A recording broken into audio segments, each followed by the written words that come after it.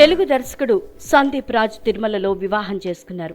Colour photo సినిమాతో దర్శకుడిగా గుర్తింపు తెచ్చుకున్న ఆయన తన తొలి మూవీలో చిన్న పాత్ర చేసిన చాందినీ రావుని పెళ్లి చేసుకున్నారు. కొద్ది రోజుల క్రితం వీరిద్దరి ఎంగేజ్మెంట్ ఫోటోలు కూడా నెట్టింట వైరల్ అయ్యాయి. షార్ట్ ఫిల్మ్లతో కెరీర్ ప్రారంభించిన సందీప్ రాజ్ కలర్ ఫోటో చిత్రంతో దర్శకుడిగా గుర్తింపు తెచ్చుకున్నారు. వీరి వివాహానికి పలువురు కుటుంబ సభ్యులతో పాటు ఆయన ఫ్రెండ్స్ కొంతమంది వచ్చారు. అతి తక్కువ మంది సమక్షంలో చాందిని మెడలో 3 ముళ్లు వేశారు సందీప్ రాజ్.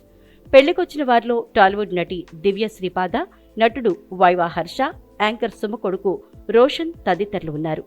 సినిమా చిత్రీకరణ సమయంలో ఏర్పడిన వారిద్దరి పరిచయం కాస్త ప్రేమగా మారడం, ఆపై 3 ముళ్ల బంధం వరకు వెళ్ళింది. నటి చాందినీరావు విషయానికొస్తే colour photo, Ranasthali, head and tails తో పాటు పలు వెబ్ సిరీస్లో నటించింది. సందీప్ రాజ్ ప్రస్తుతం సుమ, రాజీవ్ కనకాల తనయుడు రోషన్తో మోగ్లీ అనే సినిమాను తెరకెక్కిస్తున్నారు. 2005లో ఈ చిత్రం విడుదల కానుంది.